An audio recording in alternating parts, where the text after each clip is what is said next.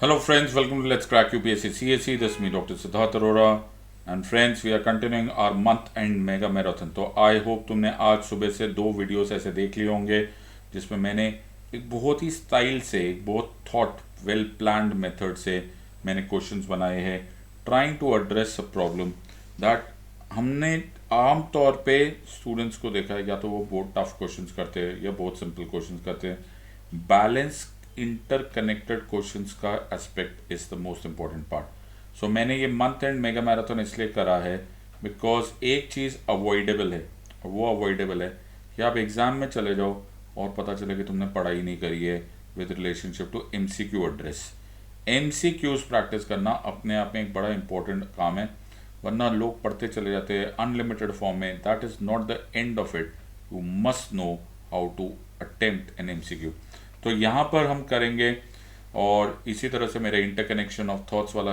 Aspect in कॉन्सेप्टोलॉजी channel आपको दिखाई देगा कॉन्सेप्टोलॉजी मेरा एक्सक्लूसिव चैनल है बट यहाँ पर मैं जो पढ़ा रहा हूँ that is not collection of facts ये कलेक्शन ऑफ फैक्ट्स पे डिपेंडेंट नहीं है ये इंटरकनेक्शन ऑफ फैक्ट्स पे डिपेंडेंट है so once you interconnect the facts तब एक अलग ही एसेंस समझ में आता है जिस तरह से मैंने अपने स्टूडेंट्स को प्लस क्लासेस में पढ़ाया है अब उनको हराना मुश्किल हो जाता है आप उनको नॉर्मल MCQs में हरा नहीं सकते right why because they have really understood and imbibed the subject absorb कर लिया गया एक आपके साथ एक छोटी सी अनाउंसमेंट करना बड़ा ज़रूरी है मार्च 7 को मेरा सेशन स्टार्ट हो रहा है मेरा PSI और ऑप्शनल कोर्स लॉन्च कर रहा हूँ मैं so this will be a 10 part course जिसका फर्स्ट पार्ट स्टार्ट हो रहा है ऑन March 7 तो अगर आपने PSI और ऑप्शनल चूज किया हुआ है तो you are most welcome to join this all you have to do is use the code SIDLIVE SIDLIVE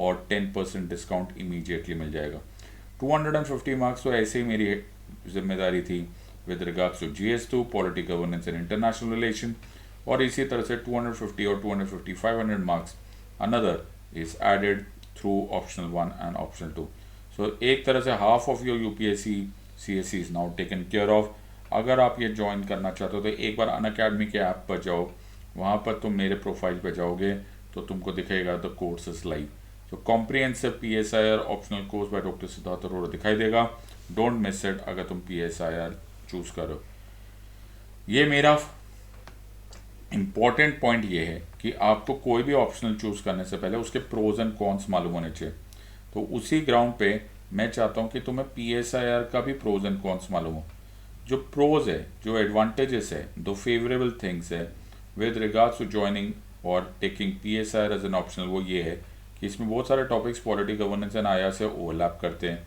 GS1 के GS4 के भी टॉपिक्स ओवरलैप करते हैं इसमें मीडिया एक्सपोजर अबंडेंट है बहुत सारे क्वेश्चंस बहुत सारे टॉपिक्स तुमको मीडिया में सुनाई देते रहते तो ऐसा बहुत स्ट्रेंज या फिर स्ट्रेंजर जैसी फीलिंग नहीं आती ऑल्सो इंपॉर्टेंट है कि सिविल सर्विस एस्पिरेंट होने के नाते ऐसे एक्सपेक्टेड है कि तुम्हें पॉलिटी एंड पॉल साइंस के बारे में अच्छा खासा ज्ञान हो तो पर्सनालिटी टेस्ट में आपको कई बार इसी से रिलेटेड क्वेश्चन पूछा जाता है और कई लोगों का कहना है कि हाई स्कोरिंग एंड रिवॉर्डिंग भी है हाउएवर ये इसको खुद सेल्फ स्टडी नहीं करना चाहिए फॉर दैट मैटर किसी भी ऑप्शनल को नहीं करना चाहिए ऐसा मेरा मानना है until unless you really are a subject expert आमतौर पर इसे 3 डायमेंशनली पढ़ना चाहिए क्योंकि करंट अफेयर्स जरा सा चेंज होता है ये भी चेंज हो जाता है सो आई एम श्योर कि you will take your decision very wisely अगर तुमने इसको सोच लिया है तो I be very happy to teach you so tinyurl.com/siddharthpolity अगर इस लिंक पर जाओगे तो you can connect with me on my Telegram channel इस कोड को स्कैन कर लो and you will be able to connect with me on my Telegram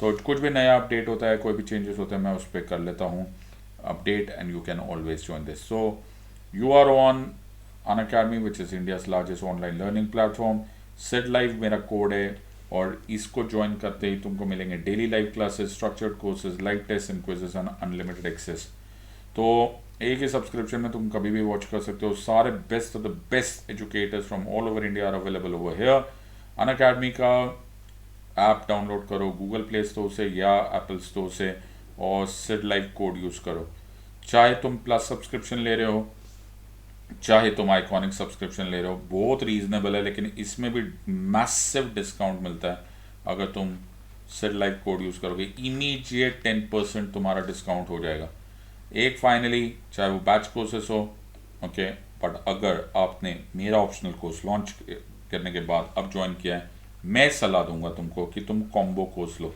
इससे तुम्हारे पैसे बचेंगे। तो जीएस और ऑप्शनल का कोर्स साथ में ले लो, इससे तुम्हारे बहुत सारे पैसे बचते। देखो 26%, 37% ऑफ, तो practically huge amount of money saved. Said life code use करो, तुम्हें इमीडिएट 10% डिस्काउंट मिल जाएगा। I think you should all opt for an optional and GS, और ऑप्शनल प्लस एंड ऑप्शनल, और iconic and plus optional course. ये जब combo course करोगे तुम्हारे पास बहुत इकोनॉमिकल सिचुएशन हो जाएगी।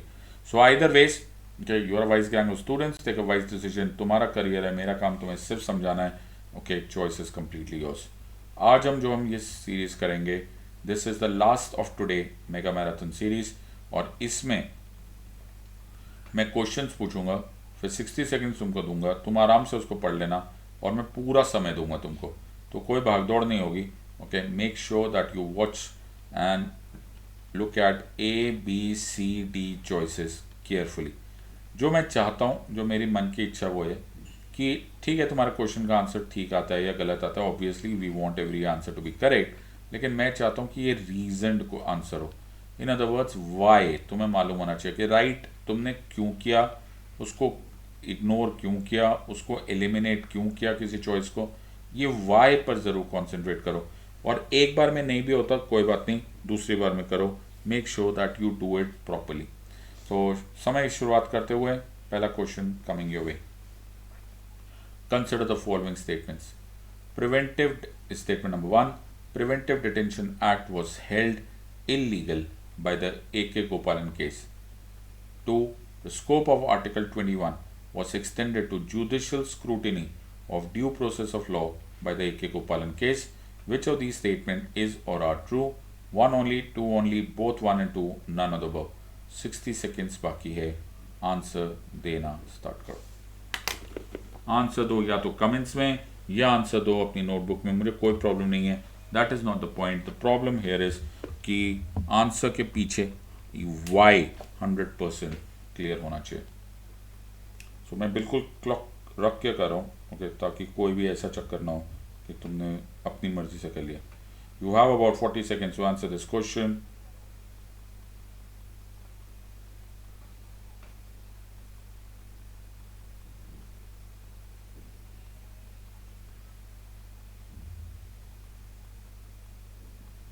About 20 more seconds to answer this question. ध्यान से, पहले तो बहुत सारे लोग ऐसे होंगे जिनको ये आइडिया नहीं होगा कि ये A.K. गोपालन केस वगैरह है क्या।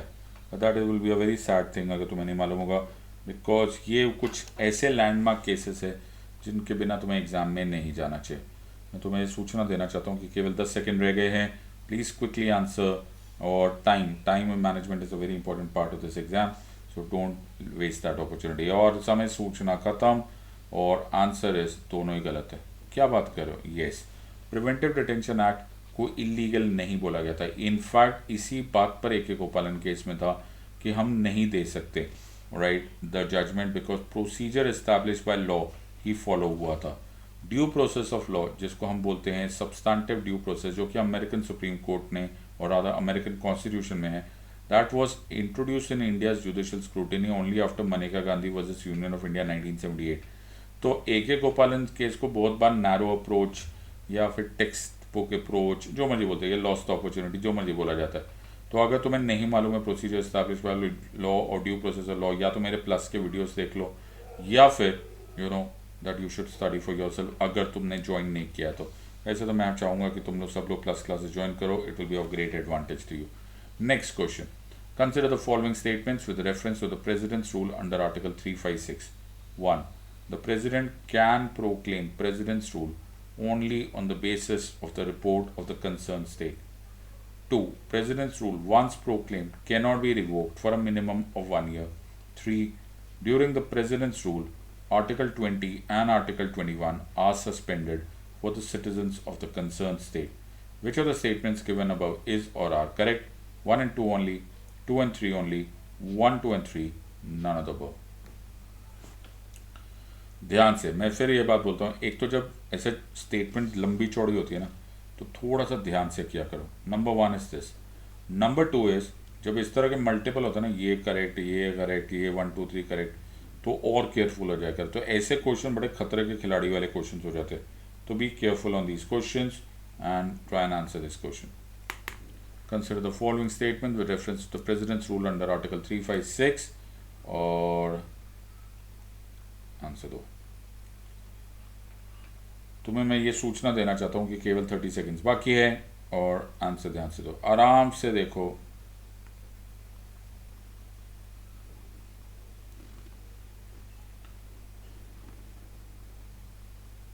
ये जब यहाँ पर रिपोर्ट स्टेट आता है तो यहाँ पे governor of the concerned state है, only on the basis of the report of the governor of the concerned state। लो मैंने तो तुम्हें हिंट ही दे दिया ना, टाइम इज अप। हिंट विंट कुछ नहीं था, वो ऐसे ही था, ऐसा कुछ भी नहीं था। एक और वर्ड जो तुम्हें पता होना चाहिए वो है ये ओनली। इससे बहुत डर लगता है बाबा। क्यों? क्योंकि जब भी ये ओनली आता है ना तो तुम्हारे रडार्स ऑन हो जाने चाहिए, कुछ ना कुछ गड़बड़ हो जाते। एक ओनली, नेवर, ऑलवेज, ये जो एब्सोल्यूट वर्ड्स है ये गलती होते हैं आमतौर पे इसको थंब रूल मत बना लेना, बट फिर भी इस पर नज़र ज़रूर रखना।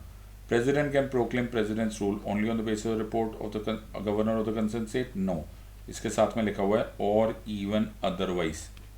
Okay, president's rule once proclaim can not be revoked for minimum 1 year. ऐसा कोई भी बात नहीं है, वो अगले दिन भी कर सकते हैं।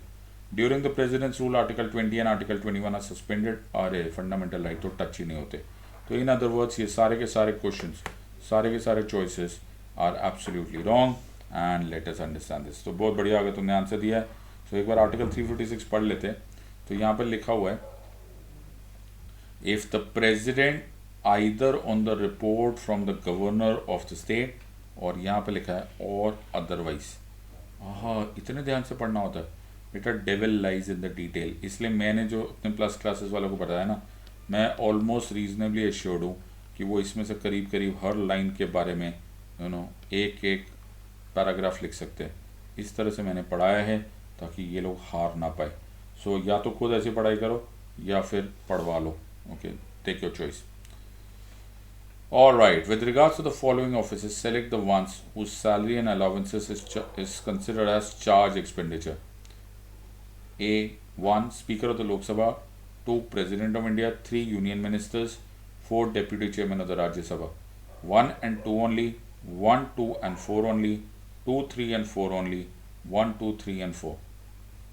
With regards to the following offices, select the ones whose salary and allowances is considered as charge expenditure। ये कोर्ट्स में, तो मुझे पूरी उम्मीद है कि तुम्हें मालूम है कि चार्ज एक्सपेंडिचर होता क्या है। चार्ज एक्सपेंडिचर, ओके, तो ये तुम्हें मालूम होना चाहिए। अगर यही नहीं मालूम है तो भगवान जाने तुम कैसे आंसर दोगे। बट तुम्हारे पास है 60 सेकेंड्स, उसमें से बचे 40 सेकेंड्स। 40 सेकेंड्स बाद मैं आंसर शेयर कर दूंगा।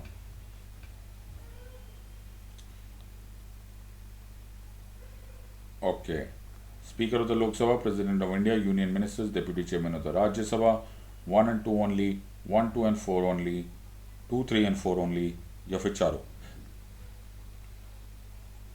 तुम्हारे पास है अभी 15 सेकेंड, 15 सेकेंड, फटाफट आंसर दो। लेकिन इंपॉर्टेंट है कि हर एक के बारे में तुम्हारे पास रीजन आंसर होना चाहिए।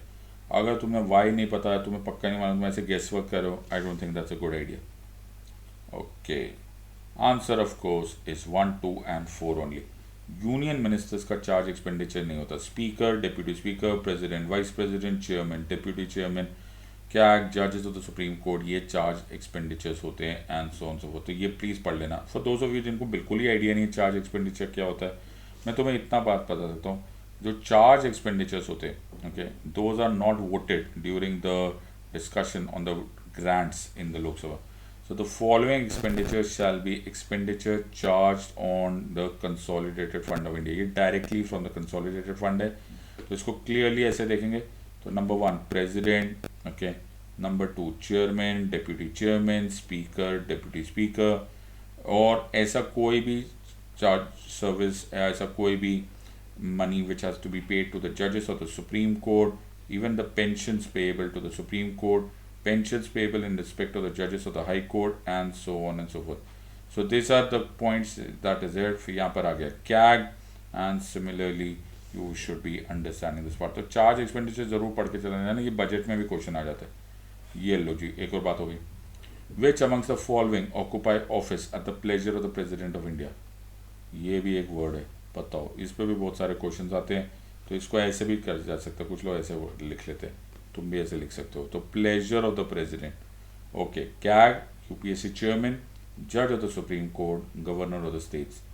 1 and 2 only, 2, 3 and 4 only, 1, 2, 3 and 4, या सिर्फ 4। Which amongst the following occupy office at the pleasure of the President of India? Okay.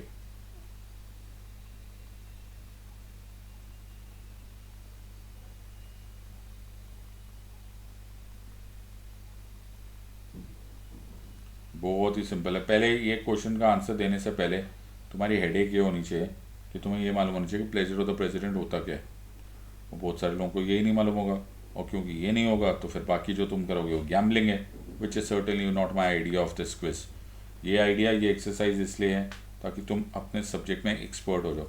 तो अगर तुमने ये क्वेश्चन का आंसर गैम्बलिंग के फॉर्म में दिया तो ठीक भी आया तो कोई बहुत बड़ा तीर नहीं मारा। Don't do that part. Make sure कि ये क्विज ख़त्म होने के बाद फिर इन क्वेश्चंस को मार्क करो और इसके बारे में पढ़ो। और अगर खुद से नहीं पढ़ा जा रहा तो प्लस क्लासेस आर अवेलेबल। तुम्हें कई बार, ये वैसे तुम्हारा करियर है, तुम्हारी लाइफ है, लेकिन मेरा काम तुम्हें सलाह देना है। और इसी के साथ मैं तुम्हें बताना चाहता हूँ कि सिर्फ 15 सेकेंड्स रह गए हैं।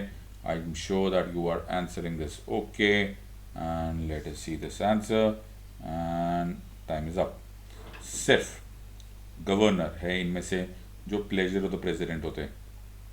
प्लेजर ऑफ द प्रेसिडेंट मतलब कि जब भी एग्जीक्यूटिव चाहे वो उनको निकाल सकते हैं, बट ऐसा नहीं है, क्योंकि कैग को रिमूव करने के लिए you require parliamentary motion.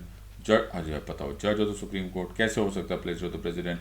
And UPSC chairman में भी inquiry of the supreme court is required. Governor of the states एक प्योरली अपॉइंटेड ऑफिस है, क्योंकि उनको जब भी रिमूव किया जा सकता है। एक और क्वेश्चन, फिर से वैसे क्वेश्चन, अरे मैं तो तुम्हारा टेस्ट करवा रहा हूँ ना। Which amongst the following occupy office at the pleasure of the President of India, Attorney General of India, Union Ministers, Chief Justice of India, Governor of the States? 1 and 2 only, 2, 3 and 4 only, 1, 2 and 4 only, या फिर 4 only?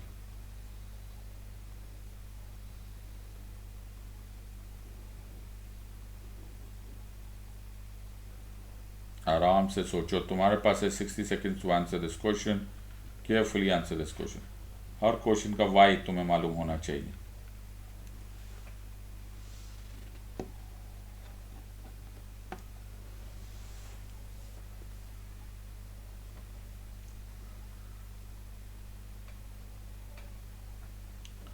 तो मैं सूचना दे देता हूँ कि अभी आधा टाइम बाकी है। फटाफट आंसर दो, कमेंट्स में आंसर दो, फटाफट आंसर दो या नोटबुक में दो, but every answer should be a reasoned answer.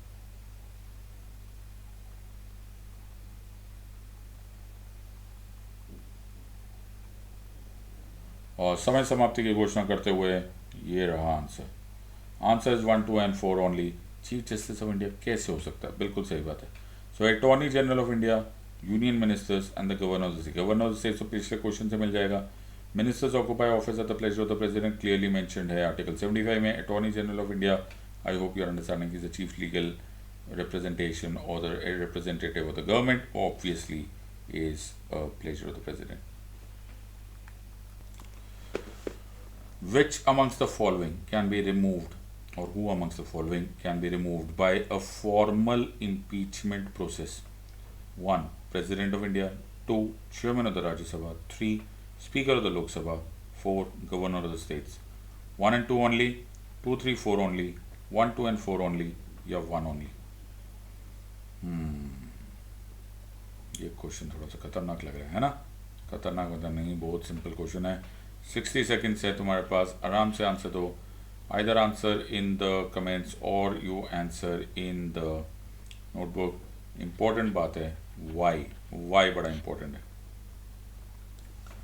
So make sure that you answer this. समय स्टार्ट हो चुका है, 40 सेकेंड्स है तुम्हारे पास, आराम से आंसर दो इसके।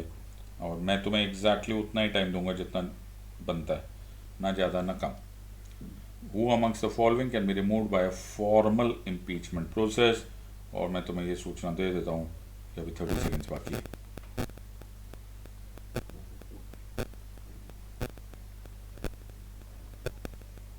ओके,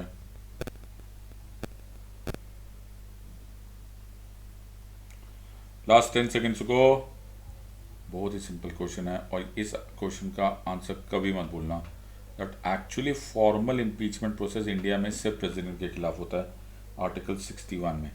एक्चुअली बहुत लोग बोलते हैं कि जजेस ऑफ द सुप्रीम कोर्ट को भी करते हैं, लेकिन वो इम्पीचमेंट सही मायनों में फॉर्मल नहीं होता। आंसर देख लो। Which amongst the following can be removed by formal impeachment process? 1 vice president of India, 2 president of India, 3 जज of the supreme court, 4 CAG. 1 and 2 only, 2 and 3 only, 1, 2 and 4 और 2 only। 60 seconds है तुम्हारे पास answer देने के लिए।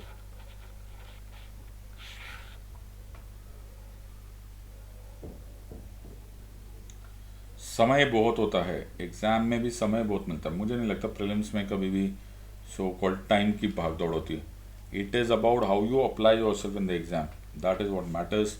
सो don't go in the hurry of कि ये question आता है। मुझे नहीं लगता कि you can go lacking prelims में, specially there be a lack of time. I don't think so. Only thing is कि वो इनिशियल प्रेशर होता है कि वो जल्दी हो जाएगा, जल्दी कुछ नहीं करना। Please remember, focus on every question, take your time. जो फर्स्ट रीडिंग होगी, जो फर्स्ट टाइम रीडिंग करोगे, उसमें सारे के सारे वो क्वेश्चन कर देना जो जल्दी से हो सकते हैं, and then give some time. So you have to also practice this way. Alright, मेरे ख्याल से समय समाप्ति और मैंने खुद एक्चुअली आंसर तुम्हें बता ही दिया था। Answer is 2 only, president of India. मैं यही तुम्हें बता रहा था कि एक्चुअली स्पीकिंग अगर आप नोटबुक्स में बुक्स में देखोगे, इनफैक्ट आप न्यूज़पेपर्स में भी पढ़ोगे, तो आपको कई बार आएगा कि इम्पीचमेंट से जजेस को रिमूव किया गया।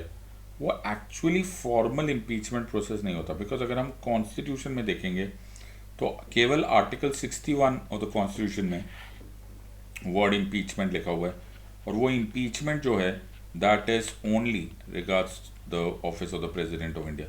तो बड़े ध्यान से कह रहा हूँ, ओके। वैसे मैं क्वेश्चन का आंसर तुम्हें दे ही चुका था। नेक्स्ट कहते हैं, विच अमंग्स द फॉलोइंग और who amongst the following must resign to the president of India? 1 vice president of India, 2 speaker of the Lok Sabha, 3 prime minister of India, 4 CAG.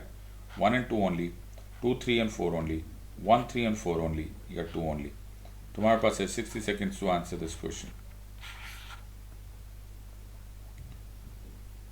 Who amongst the following must resign to the president of India? मतलब वो अपनी resignation submit करेंगे to the president of India. 1 vice president of India, 2 speaker of the Lok Sabha, 3 prime minister of India, 4 CAG. इसमें थोड़ा बहुत logic है, okay, जो मैंने पढ़ाए हुए with regards to executive and legislative. थोड़ा सा बुद्धि यूज़ करोगे तो तुम्हें क्विकली आंसर आ जाएगा। तुम्हें मैं एक सूचना ये दे रहा हूँ कि अभी 20 सेकेंड्स बाकी है। क्विकली आंसर दो, सोच समझ के आंसर दो। इनफैक्ट एक मैं चाहूँगा कि तुम ना एक टेबल बना लो, ये इजी हो जाएगा। ये इस तरह के क्वेश्चन बोनस क्वेश्चन होते हैं। एक ऐसा टेबल बना लो और पेज लगा के अपने दीवार पे लगा लो। एक साइड पे लिखो ऑफिस और एक साइड पे लिखो वो किसको रिज़ाइन करते हैं, और ये सामने लगा लो, ओके। ये बिल्कुल बोनस क्वेश्चन है, एग्जाम में थोड़ा ना सोचोगे। और आंसर बहुत ही सिंपल है। Answer is 1, 3 and 4 only. Speaker of the Lok Sabha जो होते हैं, he does not resign to the president, he resigns to the deputy speaker. So ये कुछ ऐसे क्वेश्चन होते हैं जिनको तुमने इग्नोर नहीं करना चाहिए। So make sure that you know a list of them. So इसकी लिस्ट बना लो। वो कहते हैं ना कि दिमाग को जितना हेल्प करोगे उतना दिमाग तुम्हारे काम आएगा। So why do you want to put pressure on yourself at that time? Which amongst the following provides the oath or affirmation of the President of India? Article 60, Article 69, Article 159, Schedule 3।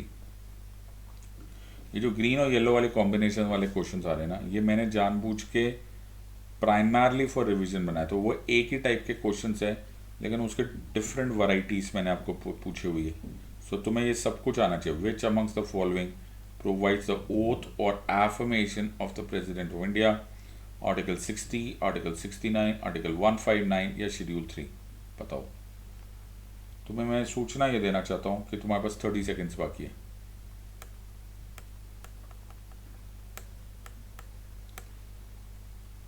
Okay, another 15 seconds. ये कुछ ऐसे articles है। अब बहुत सारे लोग मुझे ऐसे ऐसे क्वेश्चन देखकर ना बोलते सर हमें सारे आर्टिकल्स याद करने पड़ेंगे। किसी ने तुम्हें सारे आर्टिकल्स याद करने को नहीं बोला है। You are not required to remember all the articles, but generally principles ये होते हैं but if you know the primary articles, तुम्हें उससे रिलेटेड आर्टिकल्स अपने आप आ जाते हैं। तो जैसे मैं प्लस क्लासेस में जब पढ़ाता हूँ तो मैंने किसी को ऐसे नहीं बोला कि आर्टिकल्स याद करो, लेकिन ऑटोमेटिकली सबको आर्टिकल्स याद हो गए, because that's the way of teaching. So answer of course is article 60। Okay, ये शेड्यूल 3 में नहीं होते ये। और एक और क्वेश्चन, चलो जी, इससे रिलेटेड है, मैंने तुम्हें पहले ही बताया था, ये वाली जो कलर कॉम्बिनेशन है ये तुम्हें मदद करने के लिए है, तुम इस इन्हीं क्वेश्चन से तुम बहुत कुछ रिवाइज भी कर सकते हो।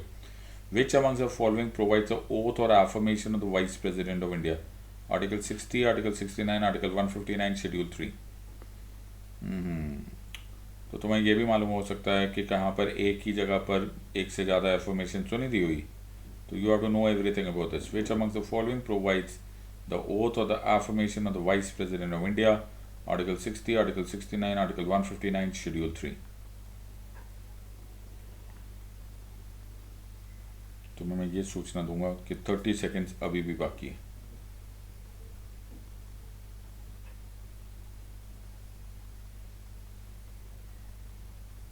फटाफट आंसर दो, कमेंट्स में भी आंसर दो, नोटबुक में आंसर दो।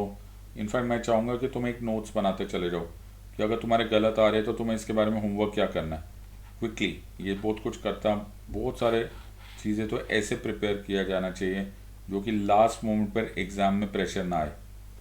और इसका answer is very very simple. Obviously तुम्हें ऐसे भी दिखेगा, थोड़ा बहुत ब्रॉड आइडिया भी दिखा जाएगा तो तुम समझ सकते हो। आर्टिकल 52 से लेकर आर्टिकल 62 तक तो it is dealing with the president, 63 से लेकर 73 तक तो कहीं ना कहीं वाइस प्रेसिडेंट से कुछ लेना देना है। ओके, इनफैक्ट 70 तक है, बट जो भी है, सो द ब्रॉडली आइडिया तुम्हें ये याद रहेगा यार ये 60 कहीं और है, ये तो हमने ऑलरेडी कर लिया था। 159 बहुत दूर हो जाता है और शेड्यूल नहीं होता। चलो एक और क्वेश्चन का आंसर देते हैं। ओके, बताओ, मजे हो गई तुम्हारी। Which amongst the following provides the oath और affirmation of the prime minister of India? देखा, मैंने तुम्हें बोला था कि सारे रिविजन हो जाएगा, तुम्हारा बड़ा फायदा होगा तुम्हें इस सेशन का। Which amongst the following provides the oath और affirmation of the prime minister of India? Article 60, article 69, article 159 या schedule 3?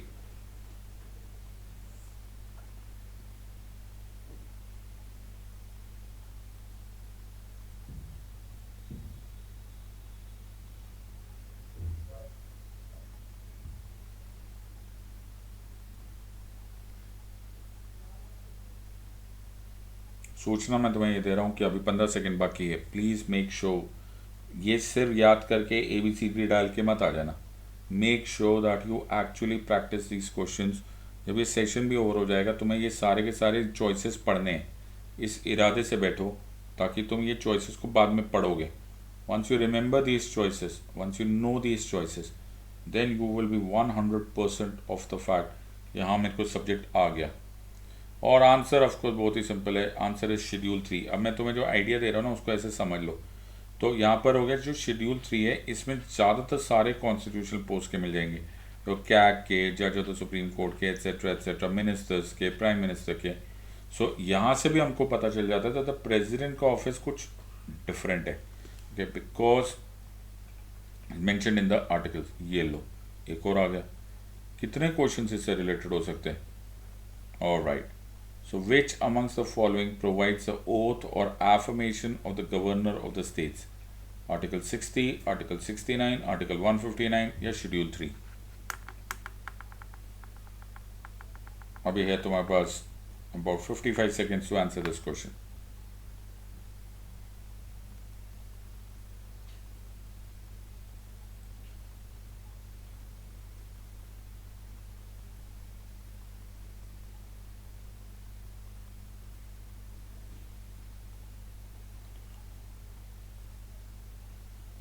About 20 more seconds to go.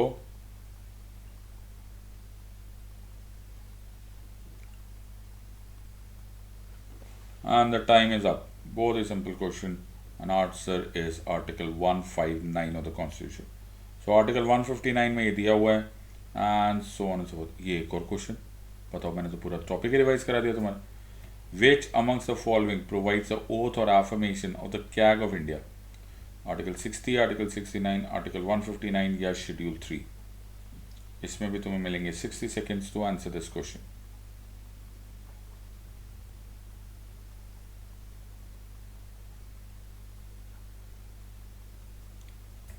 अभी तुम्हारे पास अबाउट 40 सेकेंड्स टू गो, सोच समझ के आंसर दो।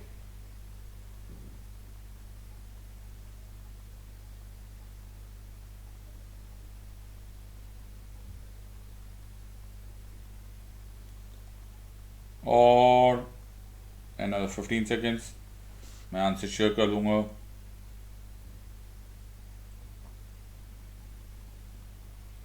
Answer of course is schedule 3। तो देखो सारे एक ही तरह के कितने सारे क्वेश्चन हमने किए और आंसर समझ में आया। तो एक बार मैं तुम लोगों को इसका ब्रॉडली स्कोप दिखाना चाहता हूँ ताकि तुमको कुछ चीज़ें समझ में आ जाए। ओके, और इसका एक थीम है। ओके, इन क्वेश्चंस की एक थीम है। तो हमने यहाँ पे पूछा है ओथ और एफर्मेशन। अब बिल्कुल ध्यान से समझने की कोशिश करो। फिर यहाँ पर सीक्वेंस होता है, सिर्फ मेमोराइजेशन या ABCD मेरा मकसद नहीं है। ओके, मेरा एम है कि तुम इससे समझो। देखो यहाँ पर दो जगह पर ओथ मिलती है, एक मिलती है आर्टिकल्स के अंदर ही।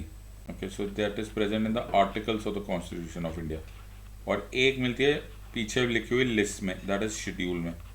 जो शेड्यूल है जहाँ पर ओथ और एफर्मेशन लिखी है वो है शेड्यूल 3।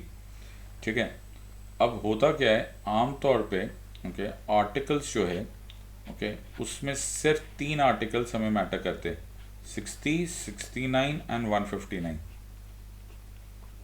सिर्फ इन 3 आर्टिकल्स में ओथ लिखी हुई है।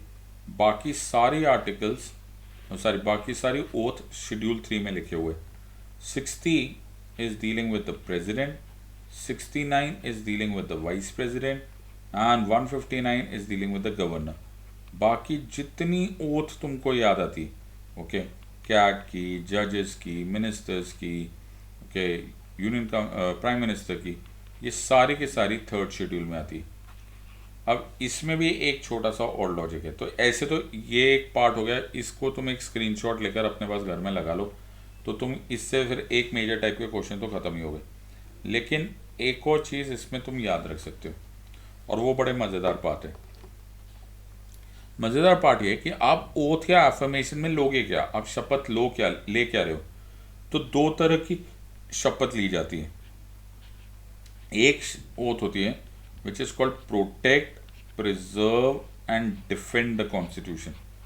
तो उसमें जो भी शपथ ले रहा है, जो भी ओथ ले रहा है, जो भी ऑफिस, वो बोलते हैं कि I will protect, preserve and defend the constitution of India. ठीक है, दूसरी ओथ होती है जिसको बोला जाता है true faith and allegiance to the constitution of India. क्या बोलते हैं उसको?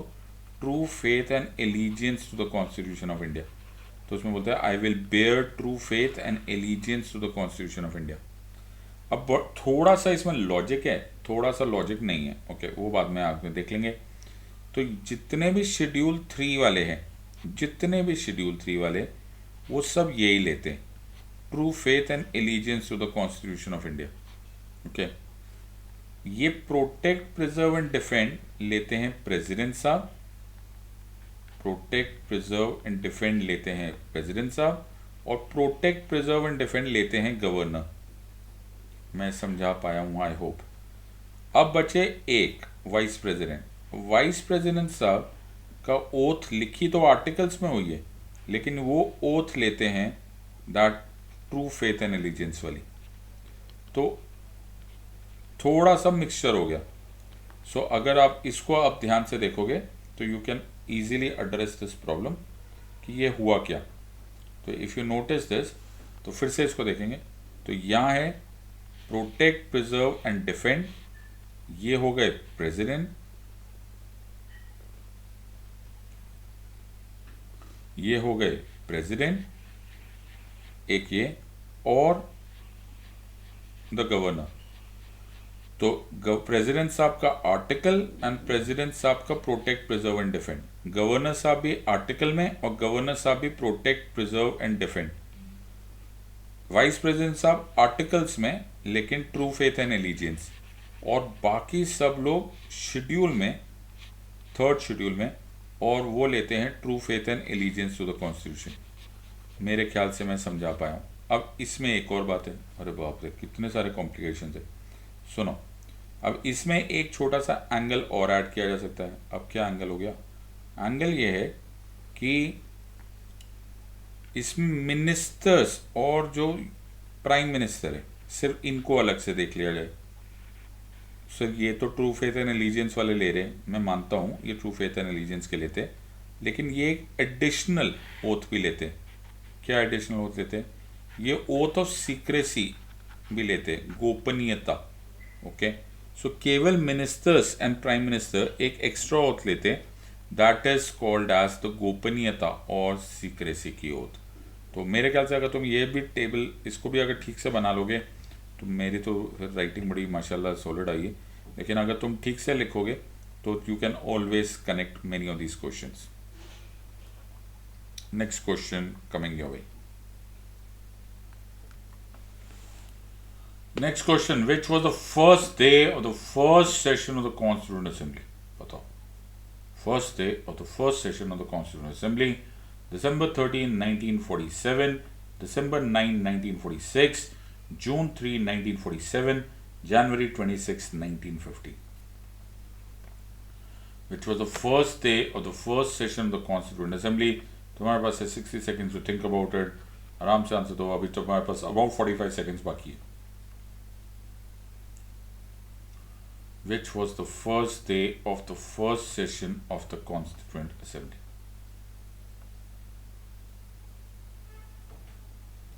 ओके, ये सब कुछ डेट्स हैं जो तुम चाह के ना भूलो तो अच्छा है, because there are certain days which actually mark, चाहे वो पॉलिटी की बात हो, चाहे कॉन्स्टिट्यूशन की बात हो, चाहे फ्रीडम स्ट्रगल की बात हो, you should be knowing these questions in and out. अगर तुम्हें नहीं आता तो एक मैं तो फिर बोल रहा हूँ, जैसे मैंने अभी अभी तुम्हें ओथ एंड अफर्मेशन की बताई, वैसे तुम्हें इन भी लिस्ट बना देनी चाहिए।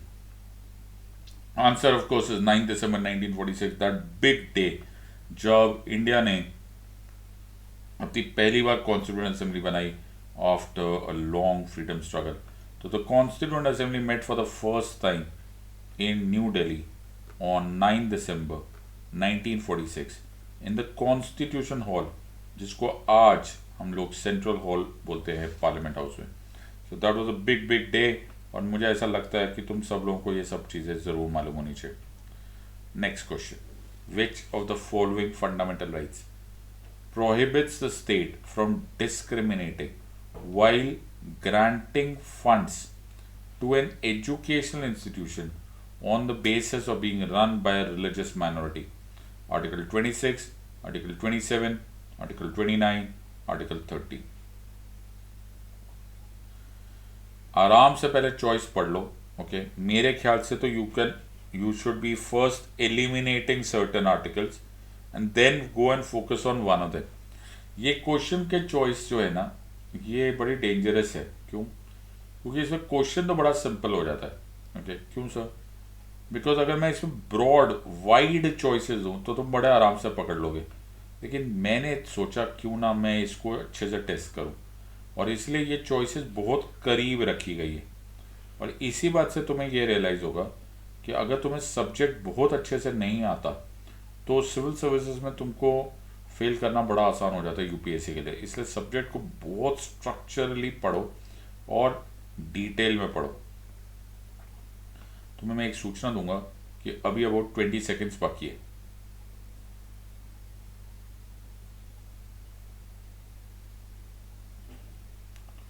ऑलराइट, ठीक 10 सेकेंड में मैं ये शेयर कर दूंगा कि आंसर क्या है। Alright, answer of course is article 30। देखो, इसको मैंने तभी बोला था कि आप पहले एलिमिनेट कर लो, okay? If you don't eliminate these questions this will be difficult. तो ये आर्टिकल 30 है in the constitution of India. यहाँ लिखा है right of minorities to establish and administer educational institution. तो इसमें लिखा है ऑल माइनॉरिटीज एक्सेप्ट एक्सेट्रा। तो यहाँ पे क्या लिखा है, इसको पहले पढ़ लेते हैं। All minorities whether based on religion और language shall have the right to establish and administer educational institutions of their choice. यहाँ तक तो कोई प्रॉब्लम नहीं। अब आर्टिकल 30 सब क्लोज 2 पढ़ो। इसमें लिखा है the state shall not in granting aid to educational institutions discriminate against any educational institution that it is under the management of a minority, whether based on religion or language. अब क्या है जो इसमें confusion था इस question को, वो confusion ये नहीं था, ये तो मुझे पक्का मालूम है, इवन जो मेरे से प्लस क्लास में पढ़े वो अगर फोकस नहीं करेंगे तो ये गलती कर सकते। तो ये ट्रैप था। अब जिन लोगों को बिल्कुल ही नहीं आता उनका तो कुछ भी नहीं होगा, तो बेटा तुम लोग फिर स्ट्रक्चरली पढ़ना स्टार्ट कर दो, वरना हो जाएगी देर। अब चक्कर क्या है, यहाँ पर 26 बड़े आराम से निकाला जा सकता है, 27 बड़े आराम से निकल सकता है। ये रिलीजियस डिनोमिनेशन वाला फंडामेंटल राइट है, मैनेजमेंट ऑफ रिलीजियस अफेयर्स, ये सिंपल है। ये no taxation on religious practice वाला है, तो ये तो एलिमिनेट हो गया। अब सारी कहानी खत्म स्टार्ट हो जाती है 29 और 30 पे। तो यहाँ पे ना इसको ऐसे ही याद रखो, जब भी 29 पे क्वेश्चन आएगा तो आम तौर पे जो लाइन यूज करी जाएगी, to preserve their distinct language, script और कल्चर, ओके, ये लाइन ज़्यादातर मैटर करती है, ओके। और आर्टिकल 30 में एजुकेशनल इंस्टीट्यूशंस मैटर करते। तो यू कैन अंडरस्टैंड कि है वो दोनों ही cultural and educational, but you have to थोड़ा बहुत तुमको भी सहारे लेना पड़ेगा to go on the last state. Which court can pass a writ to enforce a fundamental right of the citizen of India? High Court only, Supreme Court only, both A and B, या none of the above? Question थोड़ा सा trap है, जो घुमाया है वो इसमें googly है, तो थोड़ा सा ध्यान से आंसर देना, कोई जल्दबाजी मत करना। Which court can pass a writ to enforce a fundamental right of the citizen of India? Citizen of India, fundamental right, court, तीनों वर्ड्स हो गए। अब आ गया हाई कोर्ट ओनली, दूसरा है supreme court only, C both in A and B, या D none of the. तुम्हारे पास है 40 seconds to answer this question.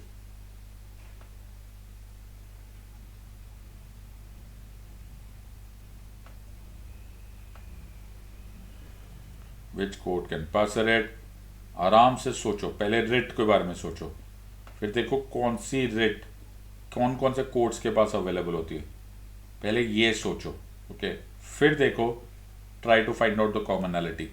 तो ये जब एग्जाम में जाओगे ना तो तुमको ये करना पड़ेगा, जल्दबाजी में करोगे गड़बड़ हो जाएगी। About 15 seconds more to answer this question.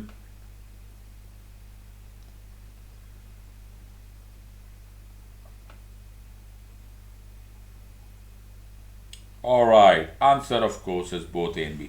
अब ये बड़ा ही इंटरेस्टिंग क्वेश्चन है, और मैं देखता हूँ कि इससे रिलेटेड कोई क्वेश्चन और आता है, नहीं तो मैं इसको एक्सप्लेन करता हूँ। सो पहले इसको देख लेते हैं। Constitution of India empowers the Supreme Court and the High Courts to issue writs for the enforcement of fundamental rights conferred by Part 3 of the Indian Constitution under Article 32 and 226। कुछ इससे समझ में आ रहा होगा कि कॉन्स्टिट्यूशन ऑफ इंडिया में दोनों writs available है, ओके, दैट इज दोनों आर्टिकल्स अवेलेबल है, article 32 as well as article 226। Article 32 supreme court को रिट पावर्स देता है, और आर्टिकल 226 कभी कभी to be read with article 227 बोलते हैं, so that is high court को रिट्स मिलती है। सो अब दोनों में फर्क क्या है, ये भी फंडामेंटल राइट्स है, ये भी फंडामेंटल राइट्स है, तो यहां तक तो प्रॉब्लम है। लेकिन हाई कोर्ट में एक एक्स्ट्रा पावर है, they can also do it for any other purpose, in other words any other thing, okay, apart from fundamental right के लिए भी हाई कोर्ट्स के रेट अवेलेबल है। तो एक बड़ा अच्छा क्वेश्चन आता है, वो क्वेश्चन कुछ इस तरह से, that which of the courts have got a wider rate power? Wider power is high courts as compare to the supreme court. Higher तो ऑब्वियसली वही होते हैं, बट वाइडर ये।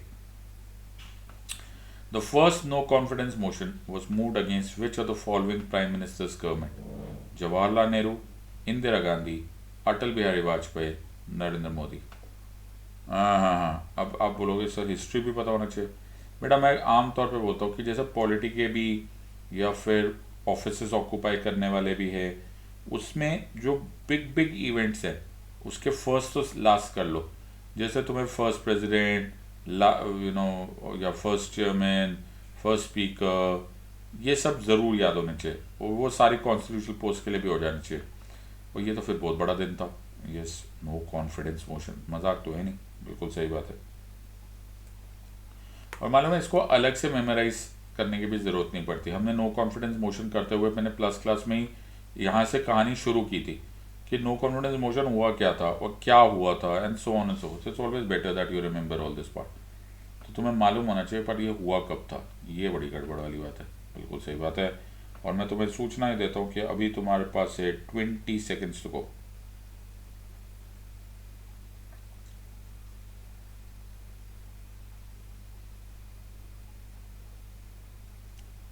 Okay, answer of course is Jawaharlal Nehru. तो ये कैसे याद रहेगा सर? तो आचार्य कृपलानी ने 1963 में प्राइम मिनिस्टर जवाहरलाल नेहरू की गवर्नमेंट के अगेंस्ट ओके ये नो कॉन्फिडेंस मोशन मूव किया था लोकसभा में. अगर तुम्हें थोड़ा बहुत आइडिया है तो this was soon after the 1962 India China war. तो उस डिबैकल में, उस एम्बैरेसमेंट में, उस हार के जिम्मेदारी मॉरली गवर्नमेंट को देने के लिए आचार्य कृपलानी ने ये मूव किया था 1963 में. ऑब्वियसली ये लूज हुआ था, as a no confidence motion successful नहीं हुआ था, अविश्वास प्रस्ताव जिसे बोला जाता है. बट फिर भी एक मेजर इवेंट था, because prime minister Jawaharlal Nehru was a huge tall figure, and उनके खिलाफ भी नो कॉन्फिडेंस मोशन हो सकता था. ऐसा सोचना भी अपने आप में एक पॉइंट है.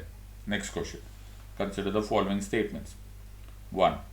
Rajya Sabha can allow general discussion on the budgetary proposals. ये है first statement. Number 2, once passed by the Lok Sabha, the Rajya Sabha has only 7 days to pass or consider the budget. Which of these statements is or are true? 1 only, 2 only, both 1 and 2, none of the above. Consider the following statements और ध्यान से answer दो, बड़ा matter करता है. तो छोटे छोटे ट्विस्ट होते हैं माय फ्रेंड्स, बिल्कुल छोटे छोटे ट्विस्ट है.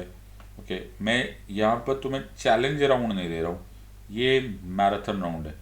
इसका प्राइमरी मकसद है कि तुमको रिवीजन भी होता जाए, you get to know your subject also. Broadly सारे के सारे सब्जेक्ट्स और पूरे का पूरा पॉलिटी को तुम्हें रिविजिट कराएगा. Okay, Rajya Sabha can allow general discussion on the budgetary proposal. Once passed by the Lok Sabha, the Rajya Sabha has only 7 days to pass or consider the budget. Budget एक ऐसा topic है जो हर साल का current affair है. सही बात है, हर साल आएगा बजट, हर साल क्वेश्चन आता है. और बजट एक ऐसा ओवरलैपिंग टॉपिक है जहाँ पॉलिटी और इकोनॉमी एक दूसरे पर ओवरलैप कर जाता है. और ये दोनों में ही इंपॉर्टेंट क्वेश्चन है. तो I am sure that you should be reading this very very carefully. अभी तुम्हारे पास 15 सेकेंड है टू आंसर दिस क्वेश्चन.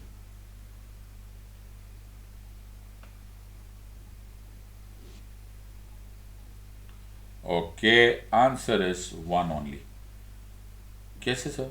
देखो, सबसे पहले आमतौर पे लोगों को ये खबर नहीं है कि जब इंट्रोडक्शन इन द लोकसभा होता है, इंट्रोडक्शन सर्टनली लोकसभा में होता है और जनरल डिस्कशन भी लोकसभा में होता है, लेकिन general discussion on the budgetary proposals Rajya Sabha में भी होता है.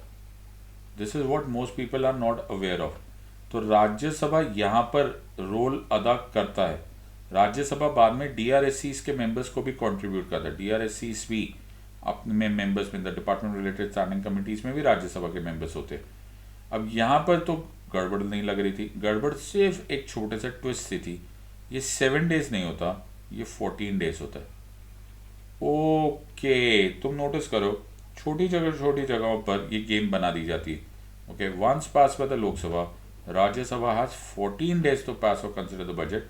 वो बात अलग आती है कि अगर राज्यसभा ने 14 डेज में भी नहीं पास किया तो उसको डीम्ड पास माना जाता है. तो अगर मैं आर्टिकल 109 सब क्लॉज 2 देखूं तो after a money bill has been passed by the house of people, यानी कि Lok Sabha, it shall be transmitted to the Council of States for its recommendation, and the Council of States shall, within a period of 14 days from the date of its receipt of the bill, return the bill to the House of the People. तो 14 दिन में, 14 days में राज्यसभा को ये bill return करना पड़ेगा with its recommendations. तो वो recommendations भी कर सकती है. House of the People may thereupon either accept or reject all और any of the recommendations of the council of state. तो इसमें दो तीन चीज़ें बड़े अच्छे से समझ में आई कि सबसे पहले लोकसभा ने इसको बिल्कुल पास किया, यानी कि इंट्रोडक्शन यहीं होती है और पासिंग भी यहीं पर हो गया। फिर उसके बाद इसको राज्यसभा में भेजा। राज्यसभा के पास 14 डेज है क्या करने के लिए, इसको डिस्कस करो और या तो पास कर दो या फिर रिटर्न कर दो टू द लोकसभा। लोकसभा को जब रिटर्न करेंगे तो रिकमेंडेशंस करना भी उनको अलाउड है, लेकिन ये रिकमेंडेशन बाइंडिंग नहीं होती अपॉन द लोकसभा। लोकसभा चाहे तो इनमें से सारी रिकमेंडेशंस को रिजेक्ट कर सकता है या कुछ को रिकमेंडेशंस को रिजेक्ट कर सकता है, कुछ को मान सकता है। ये कंप्लीटली लोकसभा की चॉइस है।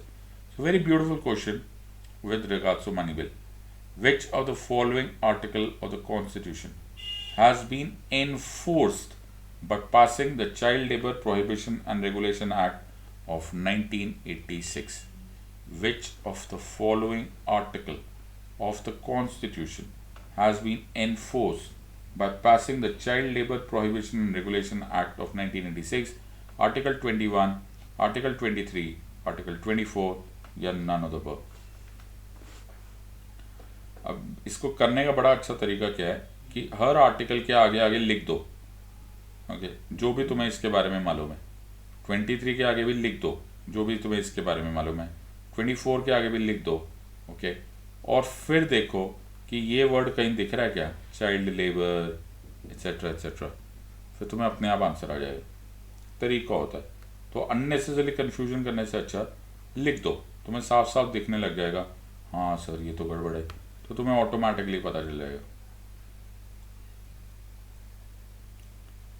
Which of the following article of the Constitution has been enforced by passing the Child Labour Prohibition and Regulation Act of 1986? तुम्हारे पास है अभी 40 seconds to answer this question.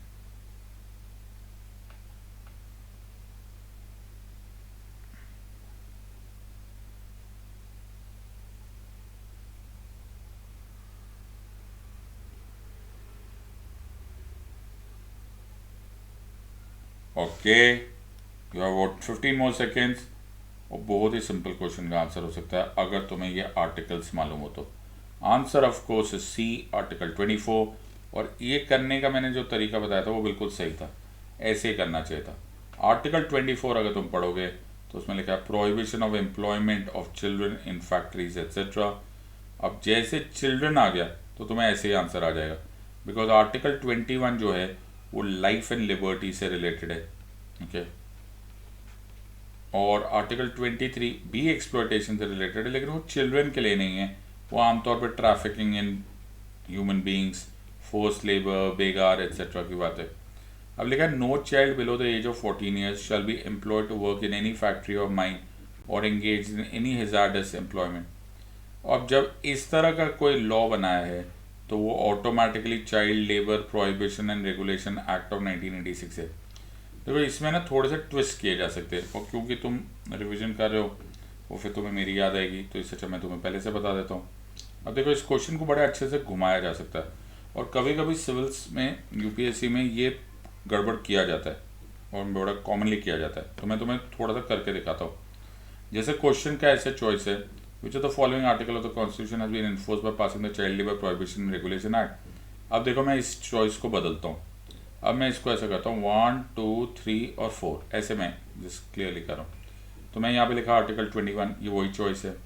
Article 23 ये भी वही चॉइस है, इसमें भी कोई गड़बड़ नहीं। आर्टिकल 24 इसमें भी कोई चॉइस, और एक ऐसे ही बिल्कुल रॉन्ग चॉइस ले लेते, फॉर एग्जाम्पल आर्टिकल 25 जो रिलीजन से रिलेटेड है, तो इसमें कोई लेना देना नहीं। अब मैं चॉइसेस यहाँ पे बदलता हूँ, ए, बी, सी और डी। अब मैं चॉइस बदल देता हूँ। अब क्या बदल रहे हो सर? अब मैं लिखता हूँ 1 ओनली। ओहो, हो गया ना डेंजर। अब क्या होगा? दूसरा लिखता हूँ 2 ओनली, ओके। फिर लिखता हूँ 3 ओनली, ओके। और ये 4 को मैं इग्नोर ही कर देता हूँ, ठीक है। और एक और लिखता हूँ बोथ 1 and 3। यही हो जाती है कन्फ्यूजन, ओके।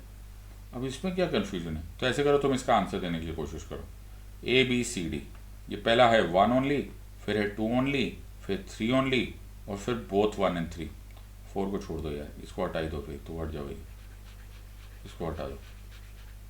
अब आंसर दो, ए बी सी और डी। 60 सेकेंड से तुम्हारे पास, आंसर दो।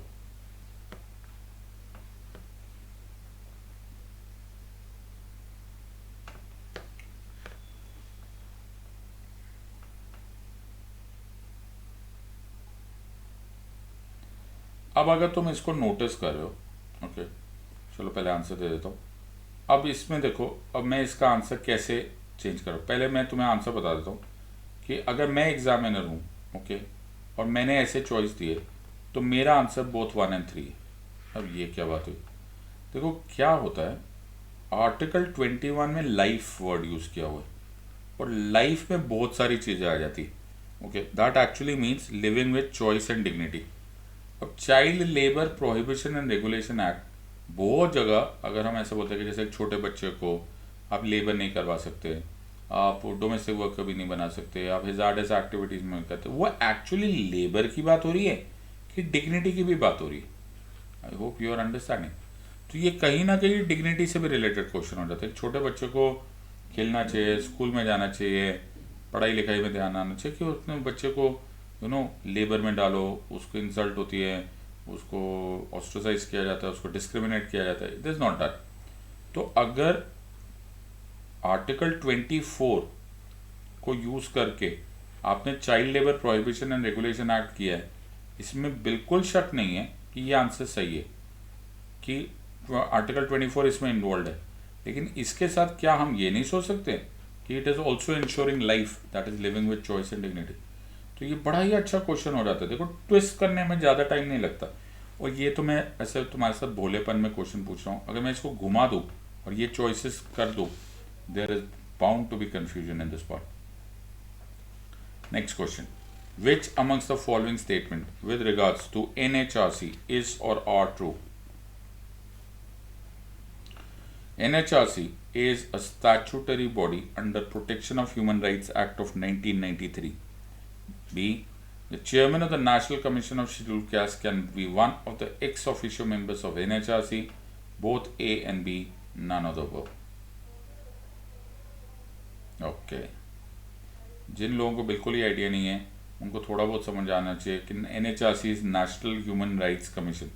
तो ऐसे होता है, लोग पढ़ते नहीं हैं, एंड देन दे थिंक कि हमें अपने आप अगले जादू से आ जाएगा। जादू से नहीं आता, you have to work hard on this subject. तुम्हारे पास है अभी 35 seconds to answer this question.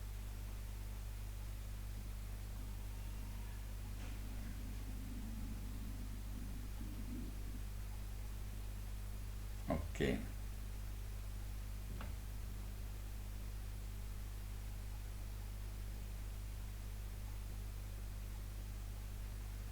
और तुम्हारे पास लास्ट 10 सेकेंड्स होते हुए, और बहुत ही सिंपल सा आंसर है, both A and B. Yes, it is a statutory body, इसमें कोई डाउट नहीं है। NHRC is a statutory body because protection of human rights act of 1993 pass किया गया था, और protection of human rights act of 1993 के अंडर, ओके, इसको NHRC को इस्टेब्लिश किया गया। तो ये हमारे पेरिस प्रिंसिपल्स जब हमने फॉलो किए थे, या फिर हमारा प्रॉमिस है कि हम पेरिस प्रिंसिपल्स ऑफ 92 फॉलो करेंगे। और chairman of the national commission of scheduled caste is one of the x official members of NHRC। In fact national commission of scheduled tribes भी है, national commission of backward classes भी है, women भी है, and so on and so fourth. तो NHRC is one of those topics जो आपको पढ़ने लेना चाहिए। तो ये है नेशनल ह्यूमन राइट्स कमीशन, और ये नेशनल ह्यूमन राइट्स कमीशन जो है, it has formed under protection of human rights act of 1993।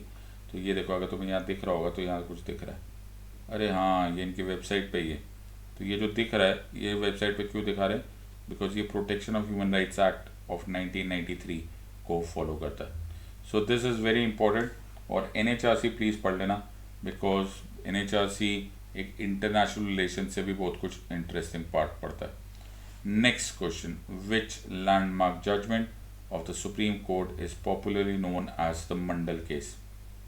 Hanif Qureshi case, Maneka Gandhi case, SR Bommai case, Indira Sawhney case.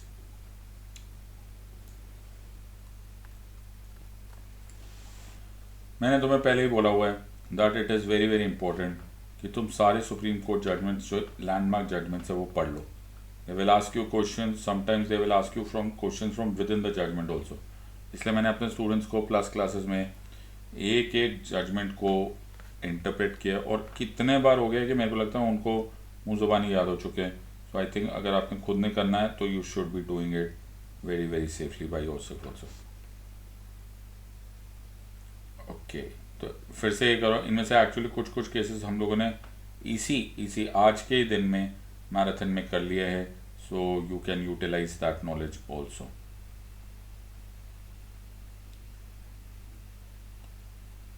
Alright, तुम्हारे पास है about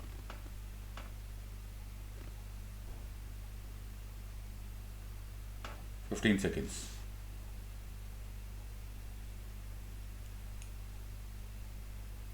Okay, and the answer of course is the very famous Indira Sahni case.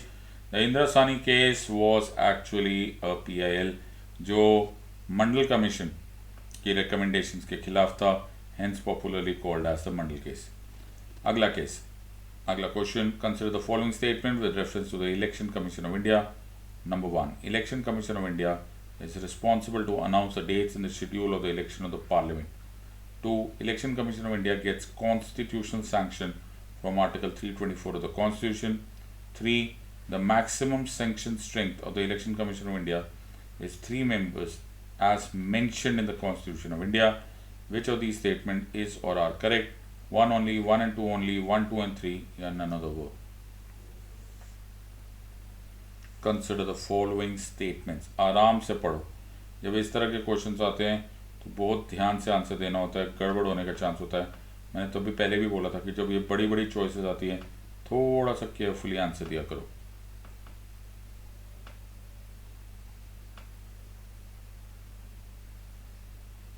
Okay, मैं तुम्हें ये सूचना दे देता हूँ कि अभी 30 सेकेंड्स बाकी है.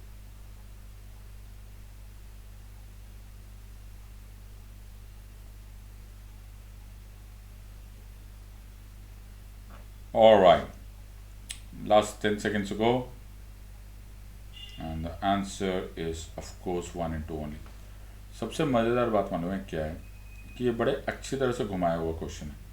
The maximum sanction strength of election commission of India is 3 members. ना ऐसा कहीं पर कॉन्स्टिट्यूशन में मेंशन्ड है, ओके, और ना ऐसा कहीं लिखा हुआ है कि 3 मेंबर्स ही होते.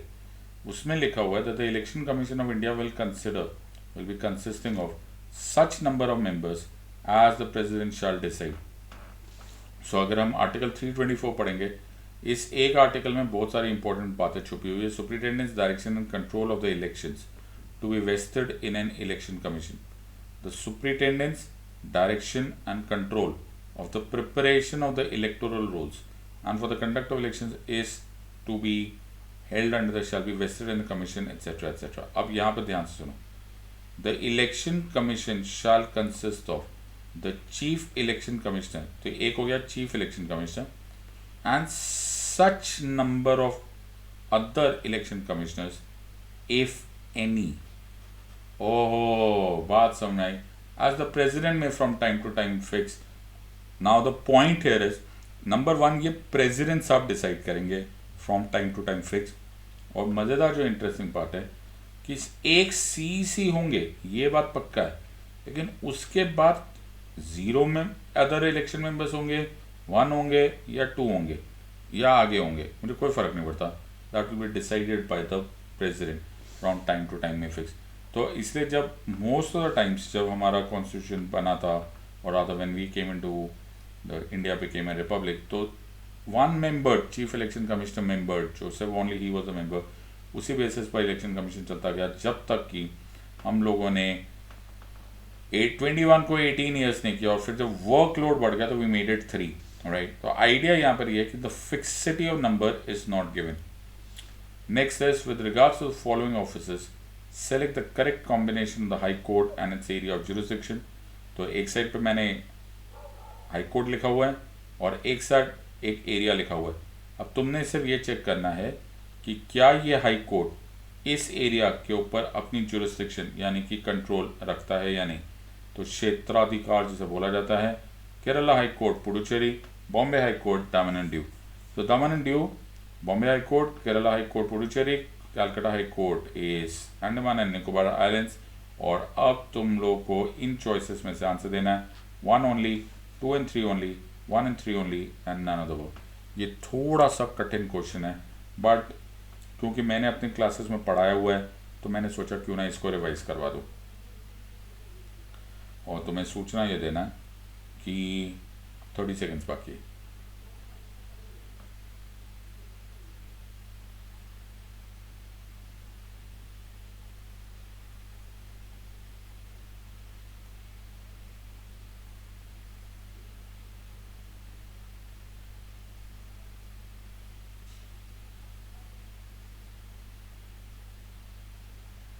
ओके, लास्ट 10 सेकेंड्स को करेक्ट एरिया, करेक्ट कॉम्बिनेशन ढूंढो। और थोड़ा सा ज्योग्राफी के अनुसार भी कर दोगे तो भी आंसर हो जाएगा, बहुत ही सिंपल आंसर हो जाएगा। और ज्योग्राफी के अनुसार ये 1 and 3 कैलकाटा हाई कोर्ट की जुरिस्डिक्शन है अंडमान एंड निकोबार आइलैंड्स की, वहाँ पर सर्किट बेंच मेंटेन किया जाता है। सो यू कोड, अगर आप सिर्फ इसको मैप पे भी देख लोगे तो तुम्हें पता चलेगा ये मद्रास हाई कोर्ट में आता है। So you could actually have understood. और पुडुचेरी तो आजकल न्यूज़ में भी बड़ा कॉमनली आ ही रहा है। अब मैंने जो सोचा है वो मैंने ये सोचा है कि अब मैं तुम्हारे साथ रैपिड फायर राउंड खेलूंगा। Rapid fire, yes, rapid fire इसलिए क्योंकि एक ही टॉपिक से रिलेटेड क्वेश्चंस आएंगे लेकिन फास्ट आएंगे, ठीक है। रिवीजन कराना मेरा काम है। तो अभी मैंने जो चूज़ किया वो मैंने इमरजेंसी प्रोविजंस यूज़ किया। तो अब जब से क्वेश्चन स्टार्ट होंगे वो रैपिड फायर क्वेश्चंस आएंगे, so they will come very very fast. और मैं उन क्वेश्चंस को आंसर दूंगा, जैसे क्वेश्चन पूछूंगा तुम्हारे पास 30 सेकेंड्स होंगे to answer that question. Okay, तो आधा टाइम कर दिया जाएगा, तो ये फास्ट जाएगा। Okay, so are we ready for this? So हो गया, अब इसमें ज़्यादा सोचना नहीं पड़ेगा क्योंकि एक ही टॉपिक है, तो वो टॉपिक क्विकली रिवाइज हो जाएगा। चलो रेडी? ओके, तो यहाँ से स्टार्ट होगा 30 सेकेंड्स का राउंड, और 30 सेकेंड्स होते ही हम इसको ख़त्म कर देंगे। Alright, ready? तो फास्ट के लिए रेडी? तो जैसे मैं क्वेश्चन दूंगा आंसर देना स्टार्ट करो। Which of the following constitutional amendments allows the president to impose national emergency on any particular part of India? 44th, 9th, 42nd or 100th? On any particular part of India. Okay. समय start होते हुए 30 second है तुम्हारे पास, quickly answer दो। तो मुझे नहीं लगता इसमें डिस्कशन का भी कोई स्कोप है, बिकॉज आई एम श्योर कि तुम इसका आंसर फटाफट दे सकते हो, इसमें कोई डिस्कशन वगैरह करने की जरूरत नहीं।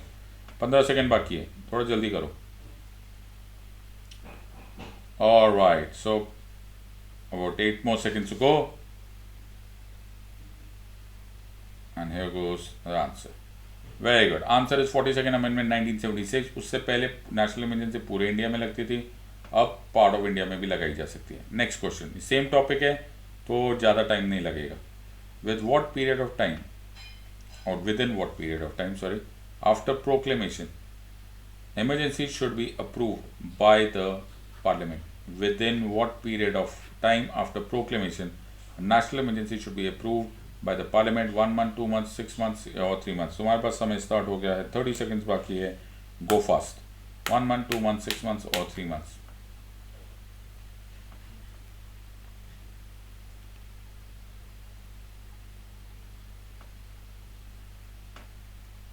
Around 12 more seconds to go.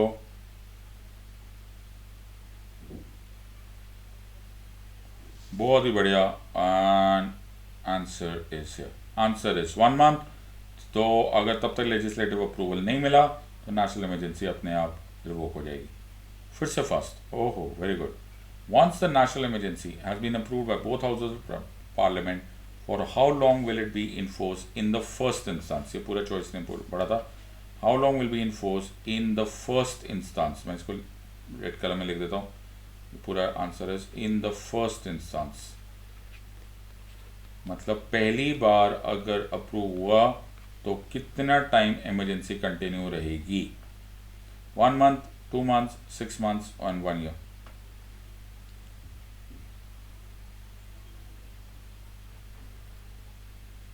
Come on. अब तुम्हारे पास है अबाउट 14 more seconds। मैं टाइम ज़्यादा नहीं दूंगा।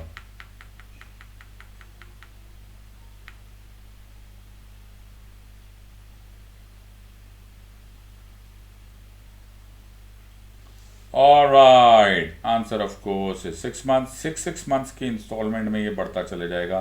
So answer of course is 6 months. Which article of the Constitution allows imposition of emergency in the case of war, external aggression, and armed rebellion? Article 356, Article 352, Article 360 या none of the above? समय बहुत fast जाएगा. 30 seconds में तुमको answer देना है. ना मैं थोड़ा सा भी ज़्यादा दूंगा ना कम दूंगा. These are rapid fire questions and must be answered rapidly.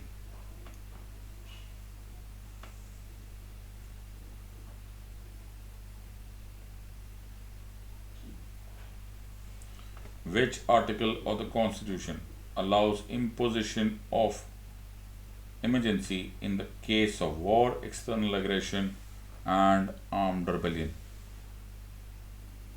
समय 10 सेकेंड और. And the answer of course is article 352. तो ये नेशनल इमरजेंसी वाला है जिसमें 3 ग्राउंड पे नेशनल इमरजेंसी लगाई जा सकती है: war, external aggression and armed rebellion पे. Last couple of questions coming. Next question: how many times has financial emergency been imposed in independent India? 1 2 3. Never. Never कैसी बात है? मैंने नहीं. तो तुम्हारे पास है 30 सेकेंड्स. इससे ज़्यादा टाइम नहीं मिलेगा. 30 सेकेंड्स में तुमको आंसर देना है.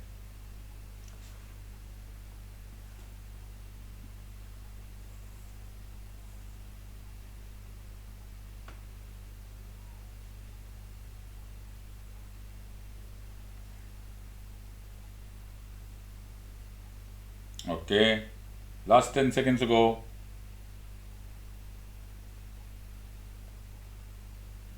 बहुत ही किस्मत की बात है, ये भगवान का हम पर, देश पर भला हाथ है, मेहर है कि हमारे ऊपर कभी भी फाइनेंशियल इमरजेंसी नहीं लगी.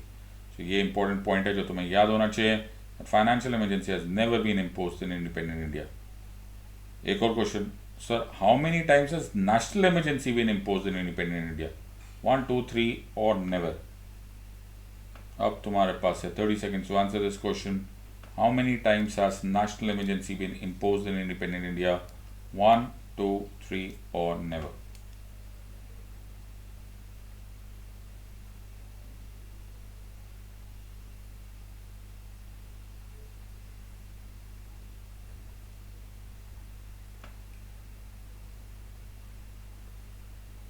All right, and the time is up now.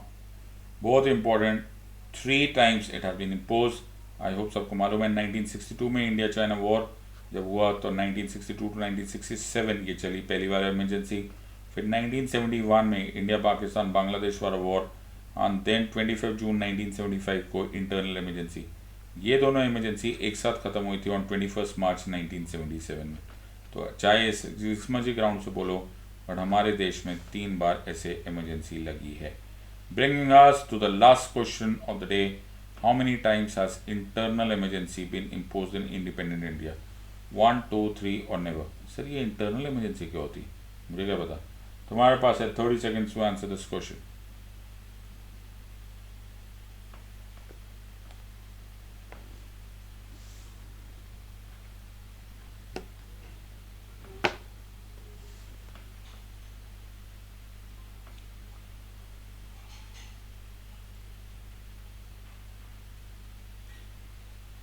Alright, you have last 5 seconds. End of this. ये रैपिड फायर राउंड था. तुम्हें समझ में आ गया ये कैसे इमरजेंसी है, एक पूरे टॉपिक को कितनी जल्दी से किया जा सकता है. और आंसर ऑफ कोर्स इज 1. तो मैंने अभी आंसर ऐसे बता दिया था, फिर तुमने शायद नोटिस नहीं किया. 25 जून 1975 को जो इमरजेंसी लगाई गई, दैट वाज इंटरनल इमरजेंसी, और वो एकमात्र ऐसी इमरजेंसी थी जिसको लगाया गया था in independent India. So that brings us to the end of this round, and इस तरह के मैं वीडियोस लाता रहूँगा. So announcing the launch of PSIR optional, एक बार फाइनली आप लोगों को सबको सूचना दे देता हूँ, ओके, कि 7 मार्च को मेरा PSIR ऑप्शनल लॉन्च हो रहा है. और ये कोर्स पूरा कॉम्प्रिहेंसिव कोर्स है, 10 पार्ट में ये डिवाइडेड होगा, जिसका फर्स्ट पार्ट मैं 7 मार्च को लाऊंगा. सो ऐसे 10 पार्ट्स होंगे. इतना कॉम्प्रिहेंसिवली शायद ही किसी ने कभी PSIR पढ़ा या पढ़ाया होगा. 250 मार्क्स का GS जो मैं पढ़ाता ही था, plus 250 and 250 marks, that is 500 marks का ऑप्शनल 1 एंड ऑप्शनल 2 है. अगर आप चाहते हो कि आपने PSIR चूज़ किया है as your optional, please join me and get a 10% discount. Use the code SIDLIVE SIDLIVE. Along with that एक मैं अनाउंसमेंट ये भी करता हूँ कि अगर तुम सही मायनों में अभी तक तुमने प्रिपरेशन नहीं की है, इस अपॉर्चुनिटी को जाने ना दिया जाए, मेक श्योर तुम प्लस और ऑप्शनल दोनों को चूज़ कर लो कॉम्बिनेशन में, या आइकॉनिक को और ऑप्शनल को दोनों को चूज़ कर लो. Use the code SIDLIVE SIDLIVE. पहले तो इस कॉम्बिनेशन में तुम्हारे बहुत सारे पैसे बच जाएंगे, plus you will also get discount, immediate discount on under SIDLIVE code. So my friends, it was a pleasure teaching you. Our last data of February. Now the exam is very close. Okay, be very vigilant about क्या पढ़ना है, कैसे पढ़ना है, अपना time table बनाओ, and I will keep bringing such sessions for you, जिससे ना सिर्फ तुम्हें MCQs प्रैक्टिस हो, तुम्हें रिविजन भी पता चले और तुम्हें ये भी पता चले कि where are you lacking.